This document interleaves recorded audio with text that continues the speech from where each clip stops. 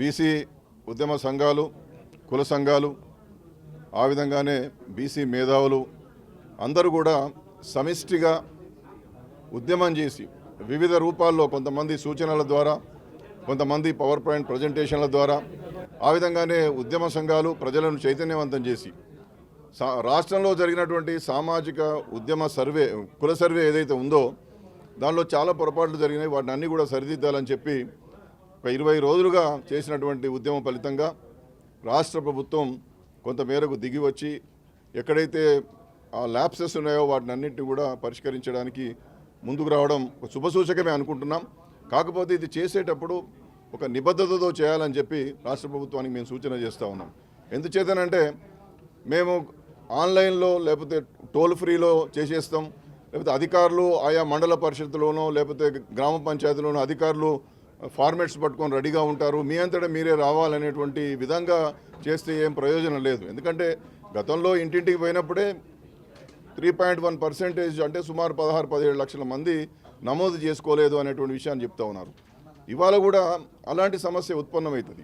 కాబట్టి రాష్ట్ర ప్రభుత్వానికి కనుక చిత్తశుద్ధి ఉంటే రాష్ట్ర ప్రభుత్వం కూడా నిబద్ధతగా ఈ కుల సర్వేను సంపూర్ణంగా ఒక ఉద్యమంలా ముందుకు తీసుకుపోయి తమ యొక్క సామాజిక న్యాయస్ఫూర్తిని నిలబెట్టుకోవాలంటే మళ్ళీ ఇంటింటికి వెళ్ళి ఎక్కడైతే ల్యాబ్సెస్ ఉన్నాయో ఆ ప్రాంతాలలో ఇంటింటికి వెళ్ళి టీచర్లు మళ్ళీ మాన్యువల్గా సర్వే చేసేటటువంటి విధంగా రాష్ట్ర ప్రభుత్వం నిర్ణయం తీసుకోవాలి. స్వచ్ఛందంగా మీరే రాండి ఇప్పుడు. కాబట్టి అంతేకాకుండా ఆన్లైన్ అన్నప్పుడు ఆన్లైన్కు సంబంధించినటువంటి మరి ఈమెయిల్ అడ్రస్ ఇస్తారా, వాట్సాప్ పెడతారా, లేకపోతే ట్విట్టరా, ఏ విధంగా ఆన్లైన్లో చేసుకోవాలి. అంతేకాకుండా టోల్ ఫ్రీ నెంబర్ ఏంటి, ఇవన్నీ కూడా చాలా స్పష్టంగా ప్రకటించాలి. ఆ విధంగానే మేమందరం కోరినట్టుగా ఇంటింటికి వెళ్ళి ఈ యొక్క మీరు ఇచ్చినటువంటి సమయము పూర్తిగా సరిపోతే ఓకే, సరిపోకపోతే ఇంకో 10 రోజులైనా దీన్ని పొడిగించి ఎక్కడైతే ల్యాప్సెస్ అయినాయో, ఎక్కడైతే మిస్సింగ్ అయ్యారో అందరినీ కూడా మళ్ళీ కులగణంలో తీసుకునే విధంగా ప్రభుత్వం ముందుకు రావాలి. అప్పుడు మాత్రమే ప్రభుత్వాన్ని నమ్ముతారు. ఆ విధంగానే మీటరు, సబ్ మీటర్ అనేటువంటి విషయం కూడా, విద్యుత్ ఇళ్లలో మీటర్ అంటే మెయిన్ మీటర్ ఉన్నటువంటి వాళ్ళు, సబ్ మీటర్ అంటే టెనెంట్గా ఉన్నటువంటి వాళ్ళు. ఈ ఓనర్స్ చాలామంది కిరాయిదారుల వివరాలు సేకరించవద్దు, అట్లా సేకరిస్తే మాకు ఫ్యూచర్లో ఏమైనా ప్రాబ్లం అవుతుంది కావచ్చు, ఇదే అడ్రస్ పెట్టుకుంటారు, ఇట్లాంటి విషయాలన్నీ కూడా చాలా ఇబ్బందికరంగా ఉన్నాయట.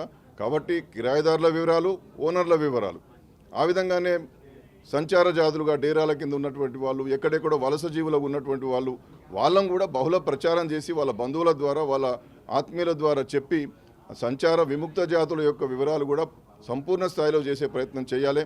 ఎందుకంటే ఈ రాష్ట్ర ప్రభుత్వం సంచార కులాలకు ఒక సపరేట్ గ్రూపు పెట్టి 5% రిజర్వేషన్ ఇస్తామనేటువంటి మాట చెప్తా ఉన్నారు.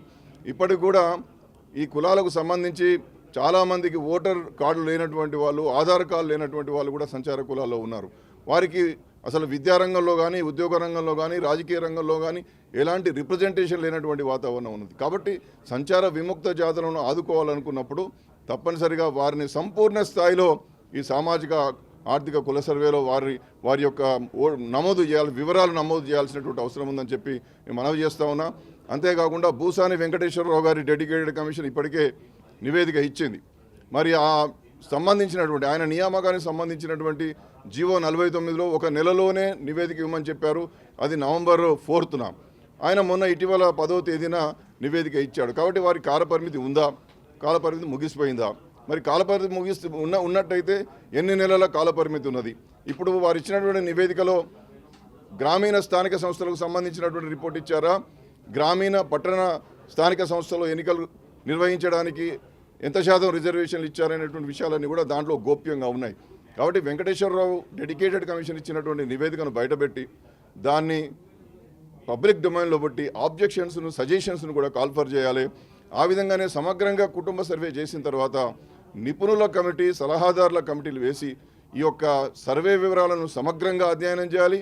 డెడికేటెడ్ కమిషన్ ఇచ్చినటువంటి నివేదికలో లోపాలుంటే దాన్ని కూడా సమగ్రంగా అధ్యయనం చేయడానికి రాష్ట్ర ప్రభుత్వం ముందుకు వచ్చినప్పుడు మాత్రమే ఈ రాష్ట్ర ప్రభుత్వం నిబద్ధతగా ఉందని చెప్పి అనుకోవడానికి అవకాశం ఉంటుంది తప్ప, లేకపోతే మేమందరం కూడా ప్రెషర్ చేశాం కాబట్టి మీకు సమయం ఇచ్చాం, మీరు వివరాలు నమోదు చేసుకోలేదు, మేమేం చేయగలుగుతామని చెప్పి చేతులు ఎత్తేస్తే ప్రభుత్వంలో చిత్తశుద్ధి లేదనేటువంటి అపవాదును మూటగట్టుకోవాల్సి వస్తుందని చెప్పి ప్రభుత్వం గమనించాలని చెప్పి నేను మనవి చేస్తూ, ఈ యొక్క అవకాశం వచ్చింది, రీసర్వే చేస్తారు మిస్సింగ్ అయినటువంటి ప్రాంతాల్లో, వాళ్ళందరూ కూడా నమోదు చేసుకున్నటువంటి ఈ ప్రజలందరూ కూడా మళ్ళీ నమోదు చేసుకొని వివరాలను ఇవ్వడం ద్వారా రేపు భవిష్యత్తులో మనకు మరింత మేలు జరిగే అవకాశం ఉంటుంది. కాబట్టి ప్రజలందరూ కూడా దీనిలో తప్పనిసరిగా అందరూ పాల్గొనాలని చెప్పి నేను విజ్ఞప్తి చేస్తూ ఉన్నాను.